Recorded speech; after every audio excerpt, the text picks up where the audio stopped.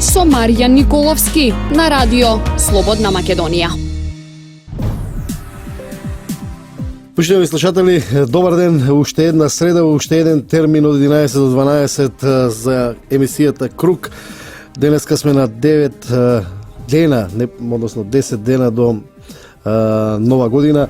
После изгледа според она што се случува како развој на настаните во Македонија, се поизвестно е дека веројатно парламентот нема да биде конституиран во оваа 2016 година, со оглед на тоа дека ако има прегласување, како што одлучи Управниот суд, тоа треба да биде оваа недела. Потоа има уште други рокови за поднесување жалби, приговори, така што веројатноста да парламентот биде конституиран пред нова година за сега е минимална. Сепак да се надеваме дека следната 2017 година ќе биде малку порастеретена политички, иако резултатите од изборите покажуваат дека тесниот резултат нема да има баш некоја ситуација на растеретена политичка клима, туку веројатно и 2017 година ќе биде во тој фокус. Меѓутоа, она што исто така е интересно и загрижувачки е што и покрај сите предупредувања на западните безбедностни служби на 4 дена пред католички или Божик, кој се слави според Григоријанскиот календар, го слават најголем, мислам, католиците и голем дел од православните верници. Сепак се случи онај терористички напад во центарот на Европа и тоа во Германија, во Берлин. Велам, имаше доста предупредување на западните безбедностни служби дека ИСИЛ подготвува такви настани за време пред или за време на божичните празници. Сепак тероризмот однесе 12 жртви и тоа во Германија. Мој ваш денешен гостин на пред се на оваа тема, меѓутоа и за внатрешната политичка состојба во Македонија е универзитетскиот професор Александар Даштевски. Добар ден. Добар ден, благодарам за поканата и поздрав до вашите слушатели, односно гледачи, бидејќи нели ова е радио во боја. Така. За очекување беше или пак изненадување тоа што се случи во Германија? Ја мислам дека беше за очекување, бидејќи ако се сеќавате, уште кога бранот отиде нагоре, имаше 2-3 соопштенија од ИСИС дека заедно со тој бран имаат многу своји припадници на ИСИС, односно обучени керилци кои ќе запретат на тие земји ако треба. И тоа се случува секогаш во вакви ситуации, кога се од некои христијански празници кои тие не ги слават. И само не се знаеше кога, меѓутоа имајќи во предвид дека најголемите гужви таму на запад се пред 25 декември, пред Божик, беше очекувано тоа. И сега сакам да надополнам малку. Во Берлин беше тој инцидент со загинати на место каде што не поминуваат возила, каде што се движат луѓе исклучиво, пешачка зона. Значи, повторно неподготвеност на службите во Западна Европа, како што беше во Франција тоа. Меѓутоа, нели и во Цирих имаше инцидент? Да, тоа беше инцидент во еден исламски центар. Меѓутоа, да. не на толкав јавен простор, али во секој случај за... Друго сакам да кажам, мислам дека тоа требало да биде серија. Затоа што ако добро следевте, во Брисел рекоа дека имало акција на полицијата за спречување на терористичка акција. Значи, сигурно имале некои сознанија, бидејќи таму веќе неколку имаше успешни акции, веројатно била спречена исто таква терористичка акција, инаку Брисел е во вонредна состојба и Белгија, нели знаеме од тие. И Франција се уште. Од аеродромот и Франција се уште, така што поради тоа, значи ако отидете во Брисел ќе видите дека таму на секој чекор има вооружени специјалци. Башка полицијата што си ја врши својата работа. Така што сметам дека ова е дел од тоа сценарија што се планира да се спроведува во Европа и на некој начин притисок за нова бегалска криза, бидејќи гледаме дека на Средниот исток, односно на Блискиот исток, ништо не се завршува. Се уште трае акцијата во Алепо, се уште има проблеми со курдите во Турција, се уште не се избркани ИСИС од Мосул, од Ирак, така што сметам дека допрва се очекува расплет на состојбите. Она што е интересно е што на Германија тешко и паѓа веројатно да или пак треба да се соочи со моментот веројатноста дека нападот е резултат на ИСИЛ или веројатно дека е направено од некој од она што беше од рутата од бегалците. Таква беа вчерашните првични информации дека уапсениот човек всушност кој требало да биде возач на камионот, па тој демантирал дека бил учесник, па нели една цела ситуација околу дилема се уште има во германското општество дали им се случи тоа што најмалку го очекува од оние кои што нели политиката на Германија беше на отворени врати кон за бегалците. Мислите ли дека тоа ќе придонесе за некоја ситуација на зголемување на антиисламските движења сега во Германија? Па јас сметам дека не, затоа што и нели канцеларката на Германија Меркел повика на тоа дека, односно рече дека ќе остане иста нејзината политика спрема бегалците. Ние знаеме дека тука има неколку тие теории кои се коментираат, само не се официјални, дека всушност тоа би била некоја работна сила голема која ќе ги врши нели по Балкани работи кои просечниот германец не сака да ги работи. Нели оние погруби физички работи и на тој начин ќе се смалат примањата во Република Германија кои се многу високи, можеби највисоки во свет, затоа што тие не може да парираат на јаките економии, нели првата економија е сад, втората е Кина. Кинеската економија веќе оди да стане прва економија, а германската и се заканува да го изгуби и четвртото место, така што ќе мора нешто драстично да се преземе, а ако тие вработат, не знам, 2-3 милиона луѓе во таа индустрија, ќе предизвика тоа пат на платите на целата структура во Германија и на јавна администрација и во приватниот сектор, така што ќе може да им конкурира на тие економии и да ја задржи таа позиција на четврта економија во свет. Така што тоа се дел од и од причините што примија они толку бегалци, за разлика од другите држави, бидејќи да кажеме ако Австрија прими толку, фактички ќе се балансираат, бидејќи Австрија е 6 милиони, а овие примиле, не знам, 2-3 милиони бегалци и автоматски тоа не ја одговара на ниедна друга држава, освен на Германија. Може ли случајот од Берлин да се рефлектира овие денови или за време на годишните празници на некоја друга метропола во Европа или не дај Боже во околината на нашиот регион? Па се е возможно, ние гледаме дека тие работи не се воопшто под контрола. Можеби тие луѓе се создадени од некои тајни служби и се под нивна контрола, нивните раководства. Меѓутоа видовме што се случи вчера со рускиот амбасадор во Анкара. Да, тоа е тема за која што ќе зборуваме малку подоцна. Да, сакам да кажем, тоа се човекот веднаш после тоа загина, значи тоа имаат атентатори, самоубици и така натаму. Меѓутоа поентата е што тие од тие центри може да добијат информација дека треба да направат такво нешто и тие се спремни веднаш да го направат тоа и тоа го прават онака непромислено, како да кажем, со газењето во Ница, знаете како беше. Тој Берлин и Ница е идентичен случај на терористички чин. Да, тоа е нешто слично како ова, само што и двата случаи покажуваат дека веројатно тешко може да се контролира или да се не може никога да се контролира, бидејќи таму не знаеме дека има еден сектор кој е фактички на психолошка основа се регрутираат тие лица што се обучуваат во ИСИС, се гледа кој е подготвен за војна и тој поминува тешки воени обуки, а се гледа кој е психички склоп има за такви терористички акции кои би можел да се самоубие. Бидејќи тоа се ретки луѓе многу. Нели се смета дека научно се смета дека 0,5% од популацијата може да изврши самоубиство без проблем. Да го има тој има човек, значи во затвор, во самица, во најлоши услови, а не се самоубива. Нема што да јаде, не може да живее, меѓутоа не се самоубива. Тој нагон го нема секој. Така да тие луѓе специјално се избираат и се обучуваат во смисла на дека тој ќе оди после во рајот. Ги знаете тие приказни.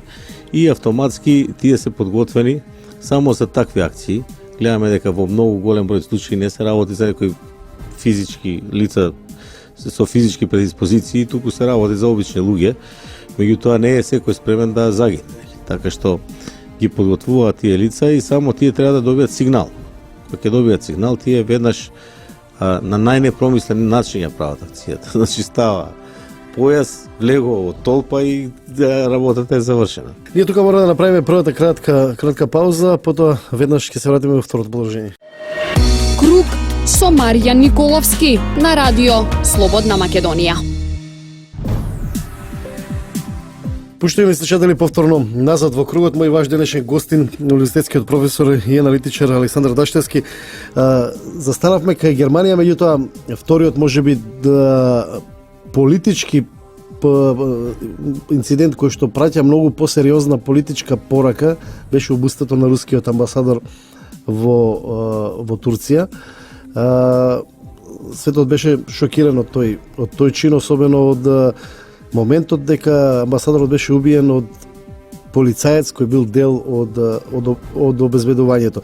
Според анализите и тој случај е веројатно сосема јасно дека е дел од она мрежа на ИСИС за ликвидација. За сега турско-руските односи остануваат стабилни. Турција прифати, Русија побара експертски тим да замени да го истражи инцидентот. Она што вели Путин за нас е важно да откриеме кој бил нарачателот. Да. Сметам дека и тоа не е случајно. Најверојатно нарачателот е во редовите на ИСИЛ, меѓутоа кој му нарачал нему, тоа е најбитно. Од друга страна гледаме дека човекот е исто така нешто слично како атентатор самоубиец, бидејќи веднаш загина после тоа. И тоа е симптоматично зошто го убија, а не го совлада, бидејќи тој ќе ги потрошеше куршумите и ако го совладеа ќе може да излечат од него кој го нарачал, па макар и од ИСИС да. А вака го убија веднаш и сега немаме никакви докази. Од друга страна видовме дека Турција се согласи Русија да испрати еден специјален тим, спецнац, тие нивните совршени специјалци кои ќе дојдат да го истражуваат случајот и тоа ќе биде сигурно потемелна истрага, бидејќи тие се многу подготвени служби и претпоставувам дека преку некои негови блиски врски што ги со луѓе со кои контактирал ќе дојдат до одредени сознанија и тоа веднаш се постави прашањето дали тоа само ИСИС или се замешани и некои други служби, затоа што гледаме дека овие денови пак имаше заробени, не знам, неколку десетици специјалци на силите на Алијансата на чело со војниците на САД кои им помагале на бунтовниците во Алепо. Така што не знам дали е тоа некој одговор или ова сосема изолиран случај. Дали мотивот можеби е предизвикување некој вид на избрзана или не знам каква реакција на Москва која би требало да предизвика многу поширок и поглобален конфликт? Па не би рекол ја тоа. Јас сметам дека сега ова се последни обиди на одредена инфраструктура која е поставена до сега во естаблишментот на повеќе западни држави, да кажеме вклучително и САД, и дека сега треба да се менува таа администрација, така што ова се последните обиди да предизвикаат некоја состојба која би била за нив добитна, значи да потрае ова. Со оглед на тоа дека знаеме дека Трамп не е дел од тие структури и дека ќе се обиде да смени нешто во тој правец, а посебно во правецот на оние, нели, групата 100, првите 100, понатаму главните финансиски олигарси на Манхетан и така натаму, што се смета дека управуваат со светот над 100 години, и дел од нив е и Џорџ Сорос. Меѓутоа, тој директно, нескриено, застана зад кампањата на Хилари со финансирање, со сега протести се прават таму, знаеме кои контролира тие структури, гледаме ЛГБТ знамења и така натаму. Во вчерашниот црн ден стигна и веста дека Трамп ќе биде официјално стигна, тоа е добро. Тоа е заради демократијата и во Америка и заради целата ситуација. Меѓутоа сега да прашам, мислите ли дека Трамп има капацитет и моќ и веројатно сили да расчисти со структурите од типот на Сорос, како што многумина очекуваат во светот, и дали неговиот избор може да биде еден вид пресвртница во светската историја, во поглед на она што тој го рече, ќе се свртиме кон нашите внатрешни проблеми и нема веќе да рушиме влади во светот? Па има тука неколку моменти, сега ја еднаш бев и на емисија овде за тоа. Значи, првиот момент е што он има добра програма, економска, меѓутоа ретко кој му ја анализирал. Таа може да се најде на интернет, нели она да ја направиме подобра Америка повторно. И таа програма тој сака да ја спроведе, знаеме дека тој е предприемач, тој не е обичен човек и дека е добар предприемач, еден од најдобрите во Америка па и во светот. Тој ги согледал економските проблеми на САД, дека таму се оди слепо за профит и дека треба да изгуби Америка поради тоа што слепо се оди за профит, бидејќи ако измислат некој, не да речеме пример, најнов модел на iPhone, тој се прави во Кина, се продава во огромни количини и управниот одбор на iPhone дели по 400 милиони. Така имаше една таква потполно слична изјава. Вика, сега ние ќе им поставиме услови да, ако сакаат тоа, дека дел од тие пари треба да остане во Америка. Тоа може да ги натера да ги прават айфоните во Америка за да отвараат нови фабрики и работна сила. Нормално дека таму ќе биде, да речеме, платата $2000, нема да биде $200 како во Кина, меѓутоа, од друга страна, па ќе си ги задржат сите пари. Значи, он има некој план како да ја развие економијата, бидејќи знаеме дека таа паѓа се заснова само на оние високо профитабилни бизниси, кои не му носат бенефит на целото население. Па така имаме некои градови што живеат полошо дури и од најлошите држави во светот, да речеме Детройт. Детройт е иселен град, бидејќи пропадна автоиндустријата во САД и пропадна и железарската индустрија.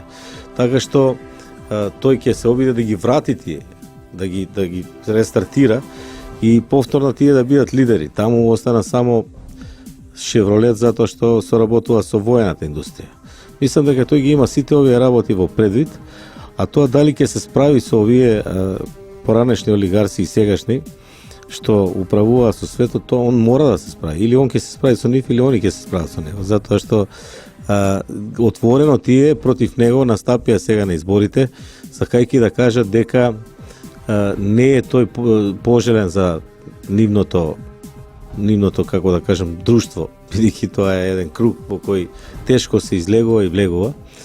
И кога ќе дојде на власт, ќе мора да се бори против тоа, бидејќи нели се спомнуваат и сценарија на Кенеди и такви муабети, значи дека ако не се бори он против нив, они ќе се борат против него. Тука мора да направиме уште една кратка пауза и потоа ќе се вратиме во вториот дел од емисијата.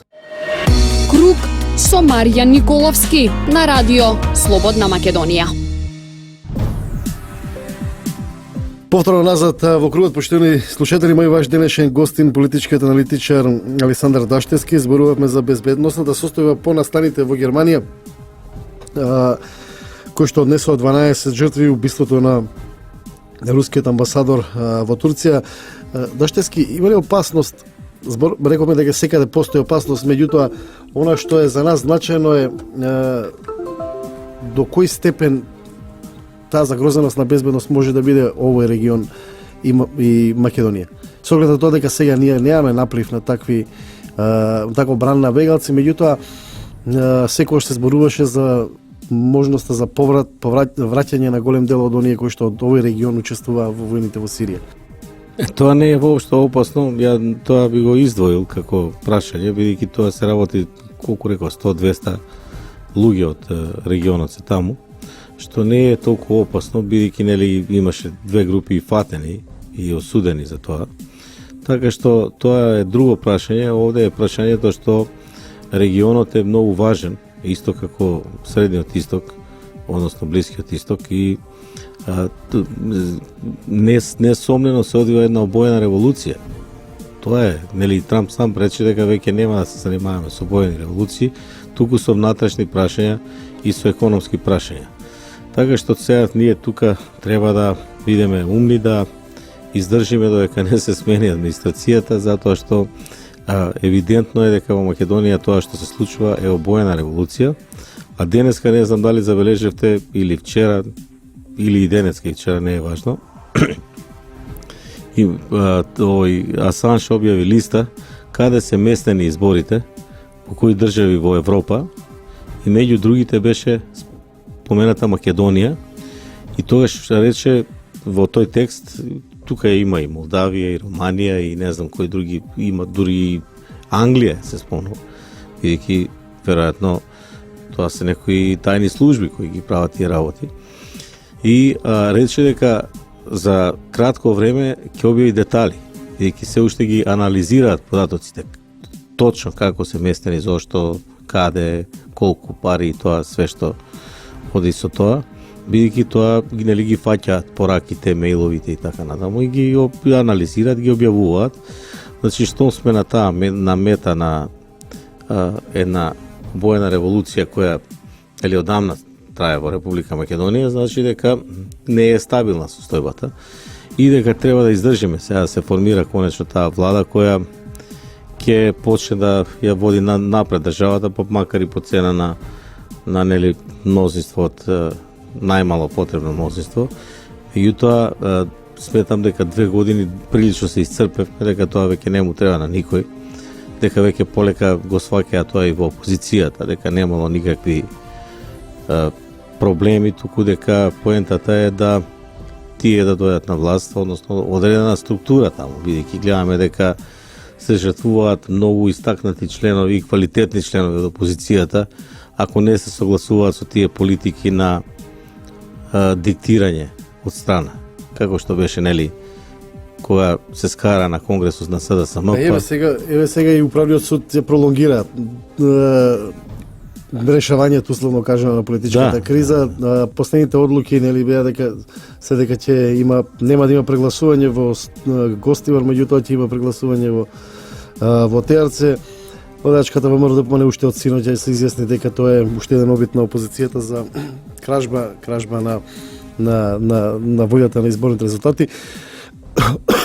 Се извинувам, очекувате ли дека на крај сепак ние пред Нова година или можеби после Нова година ќе имаме конституиран парламент во кој што ќе ги имаме и власта и опозицијата внатре, а не едни или други надвор? Па не знам се, тоа ќе зависи од преговорите помеѓу партиите. Јас сметам дека овие преговори што ги пушти опозицијата во договор со БЕСА, движењето БЕСА, дека се максимално некоректни и дека нивната задна намера да ја сменат генералната волја на гласачите во Република Македонија, бидејќи знаеме дека ВМРО ДПМН победи со солидна разлика од 16.800 гласови, што значи дека конечната волја на гласачите е тоа и нашиот систем е таков. Сега они ги собираат сите гласачи, па не се сите ни за коалиција, ако ги собереме сите, тогаш пак победило ВМРО, зашто тоа па претходно беше во коалиција со ДУИ. Така што некоректно поднесоа дури и само во 6-та и во 2-ката во делови каде што претежно живее албанско население, што повторно сакат да прават манипулација со тоа население. Вики гледаме ние дека 70.000 гласа добија од таму и го слушнавме Мухамед Зехири на телевизија Приштина, рече дека без тие гласови ВМРО би освоило над 60 пратеника и би си владеело слободно и комотно. Од сите тие констатации може да се излезе заклучок дека просечниот обичниот гласач на СДСМ беше изманипулиран во избори? Па апсолутно, мислам не само тоа, туку нели во кога се одеше на митинзи јас сум бил на неколку, бидејќи нели како аналитичар. Значи таму апсолутно не се ја бев на митингот во Берово. Таму не се спомнуваше ни еден збор за двојазичност и за кантонизација, федерализација и така натаму и така. Значи таму само се зборуваше за економија. А сега гледаме вчера како еден од најистакнатите членови на сите времења на СДСМ Никола Поповски, еден од нивните најдобри нели економисти, кажува дека ако сакаме да тргнеме напред, мораме да ги кратиме платите, пензиите и јавната администрација, да отпуштаме и така натаму граѓани, што тоа во кампањата апсолутно не беше спомнато. Меѓутоа сега не може тоа да го каже председателот Зоран Заев, мора некој експерт од нивната партија за да ја амортизира работата, бидејќи апсолутно не е точно тоа дека 30.000 ќе биде просечна плата, дека 16.000 минимална плата. Тие работи се и нелогични, затоа што мислите дека поради тоа се оние по социјалните мрежи серија на некакви јавни Не, мислам дека е поради двојазичноста. Они сметаат дека тоа се зборува поради соживот, и поради подобри меѓуетнички односи, меѓутоа испадна дека има некој договор за такви работи и дека поради тоа се добија тие 70.000 гласови. Барем така кажуваат тие што не сакаат веќе да гласаат за СДСМ, се традиционални гласачи. А ова е друга работа. Ова беше класична лага, затоа што ни една земја во светот нема просечна плата. Просечната плата знаеме сите добро дека ја пресметува Завод за статистика. Тоа не е законска категорија како минимална плата. А минимална плата се обезбедува законски за да се обезбеди социјална сигурност на граѓаните. Значи тоа е апсолутно еден термин кој никаде не се употребува. Од друга страна, ако е просечната 30, минималната треба да биде 14. Затоа што нели треба да биде под половина од просечната плата. А 14 имаше ВМРО ДПМН, така што нема логика ни 15 да биде, сака да биде повеќе од ова, демеќе овие нема да обезбедат, а ние ќе обезбедиме, што сега гледаме дека апсолутно не е тачно. Точно тоа добро го образложи министер за финансии Кире Миновски и даде примери од минатото. Како се скратени 12% на пензионерите, како се скратени 8% на пензионерите, како се отпуштени од работа 200.000 лица, што не се случило во ниедна поранешна социјалистичка држава. Така што сметам дека на тој начин цело време игра по едно сценарио кој му се диктира од страна, тоа ќе по историјата се докажува. Сега да не именуваме, нема потреба, од прилика знаеме од каде се диктира тоа. Меѓутоа тоа ќе се докаже во историјата и ќе биде многу лошо за имиджот на таа партија, но се диктира и се спроведува нешто што не е својствено, што не е собствена политика. Математиката покажува дека и да дојде до и да има прегласување, што според одлуката на управниот суд во ТРЦ, таму има некаде околу 700 запишани гласачи, излегле околу 400 чинам, што предпоставувам дека иако 50% 50 и некој процент пишува излезло, предпоставувам дека тоа е еден од голем процент на они гласачи кои биле во ТРЦ дента и излегле на гласање.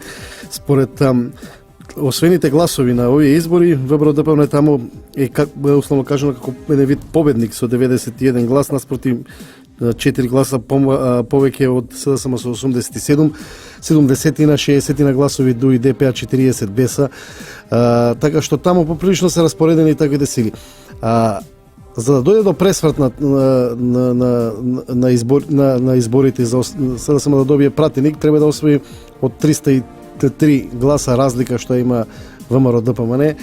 На ова избирачко место некаде резултатот треба да биде, ако ВМРО ДПМН ги повтори тие 90 гласови, треба да биде 440 или 450 наспроти 90 гласови, што веројатно од после би било јасна слика дека таму сепак е некаков пост изборен инженеринг направен за и обид за фалсификување на гласовите. Тоа е сценарио кој што јас мислам дека не може да се случи, така што моја проценка е дека и да дојде до прегласување во тоа избирачко место во ТРЦ, резултатот нема да промени ништо, затоа што плюс минус гласови кои што би отишле на едно или на друго конто нема да биде голем процент. Сепак таа ситуација пак е некаде 51-49 пратеници, кои што условно кажано победникот треба да, нели, да најде мнозинство да формира на влада. Очекувате ли дека ако ДУИ ВМРО ДПМН најдат политички договор за формирање влада, дека СДСМ ќе се помири со фактот дека треба да биде конструктивна опозиција во парламентот? Повака јас реков дека ова е неморално што се поднесува во тие средини. Зошто не се поднесува приговори во Охрид и во Струмица? Може би и таму имала некоја неправилност. Затоа што се балансирани гласовите, значи ова се поднесува и исклучително поради тој постизборен инженеринг. Значи за да добијат да ја сменат насилно волјата на јасно изразената волја на граѓаните. И тоа повторно се оди во делови каде што има електорат од албанско и етничко потекло. Сметам дека на тој начин тие го понижуваат тој електорат по кој знае кој пат. Значи што треба сега да ги наместат изборите они со тие гласови? Значи тоа не е не е хумано, не е морално, не е добро за демократијата, за општеството, не е добро ако мислиме сега на тоа дека најголемите права треба да ги уживаат, а вие ги третирате како да немаат никакви права. Како сега ќе ги местиме ли изборите? Гледаме дека таму има и ДУИ, и ДПА. Тие гласачи, пак ако си гласаат за ДУИ и ДПА, и да не излезат овие другите гласачи што гласале за ВМРО, ќе изгуби се да само. Така што не е убаво што во такви средини се поднесува приговори, тоа докажува дека се подготвени на највалканите работи и во изборите, што се случуваат и во изборниот процес и надвор од изборниот процес. Затоа што видовме сега, не е важно сега толку тоа изборно место, колку што гледаме сега денеска, се јавија граѓани од цела Источна Македонија дека се купува на игра гласови, значи не се само албанските гласови. Гледаме дека во Конче, турска средина, турските, ромските гласови се приближија до гласовите на ВМРО, ДПМН и коалицијата за подобра Македонија. Само поради тоа што биле купувани по портали, гледаме дека биле ја мислев дека 50 евра, биле давани 100 до 200 евра од семејство. Така што сериозна сума на пари, од каде тие пари? Па нели беше поентата на СДСМ и на странците, нели беше поентата да се почитува правото и правна држава, човековите права и демократијата. Ова е нешто сосема спротивно на тоа и апсолутно ни покажува на тоа дека тие не само што до сега година и пол тотално ги погазија сите права, туку и понатаму ќе се однесува така па и полошо. Бидејќи тие се закануваат дури и со елиминација, гледаме на Да, оној случајот социјалните мора да мрежи. се уште не го расчистено случајот со алпинистот. И со алпинистот и сега нели Тричковски имаше дека за председателот на ВМРО да помоне се бара, да не зборуваме сега најлоши работи. Така што мислам дека они продолжуваат со тој говор на омраза, а другите ги обвинуваат за говор на омраза. Па вие ако спремите ковчег за некој човек и му ставите венец и така натаму, нормално дека другата страна ќе и текне да спреми крст. А крстот е многу по благо решение, затоа што значи дека нели кога тоа има и нели поговорка кај нас. Више на тој можеме да му ставиме крст дека веќе нема да игра некоја значајна улога, а не дека нешто ќе загине или така нешто. Така што сметам дека не треба да се фокусираме на тоа избирачко место, дека резултатот ќе остане исти. 51-49 не успеа во таа намера. Она што јас сметам дека сепак на запад така малку беа умерени, знаат да бидат многу покритични, бидејќи она што го направи Дик е стварно најголемата срамота до сега што сум ја видел во Република Македонија од било кој орган. Може би требале да се испокараат натре во некоја нивна просторија, па после да изгледат пред јавноста малку по-нормално. И на некој начин сега какви да се одлуките, управниот суд тоа не го покажа, веројатно од искуство на ова, заради угледот на државата, бидејќи ова што го направи Дик многу лошо влијаеше на целата држава.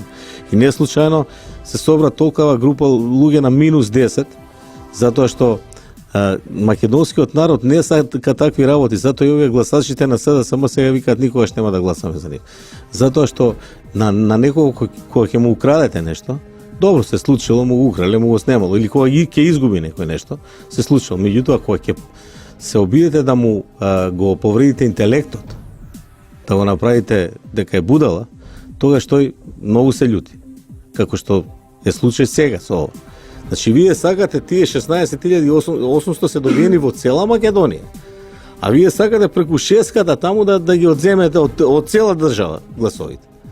Така што тоа не е апсолутно морално, не е фер, не е демократски, не е ништо, па и сега овие нови, не е кредибилно, не е веродостојно и не е компетитивно, како би кажале странците. И затоа сметам дека ќе успеат, бидејќи тоа е една коалиција што претходно беше, што имаат веќе и тимови подготвени кои добро работат, ќе успеат да формираат влада, меѓутоа мора да признаеме дека тоа е мало мнозинство, не е она што беше. И веројатно ќе треба да се работи многу повнимателно. Ќе треба да се работи кога би била СДСМ да кажеме коректна опозиција, а знаеме што се случуваше во последниот период, би требала да помогне затоа што ние најмногу сега треба да работиме на тие реформи за влез во ЕУ, пошто сите партии се определија без никакви резерви за влез во НАТО и во ЕУ, а за тоа треба уште реформи да се направат. За некои реформи е потребно двотретинско мнозинство. Ако не се работуваат, Треба како така. ќе се обезбеди? Така што ќе видиме како ќе се одвиваат работите. Благодарам, почитувани слушатели. Мој ваш денешен гостин беше универзитетскиот професор Александар Даштевски. Зборувавме на безбедносната тема по настаните во Германија, меѓутоа и на внатрешно-политичките состојби во Македонија. Емисијата Круг е на Трговското радио дифузно друштво Радио Слободна Македонија со Марио Николовски, автор и водител. Денеска е среда 21 декември. Круг е продукција на Радио Слободна Македонија. Имајте пријатен ден. Круг со Маријан Николовски на радио Слободна Македонија.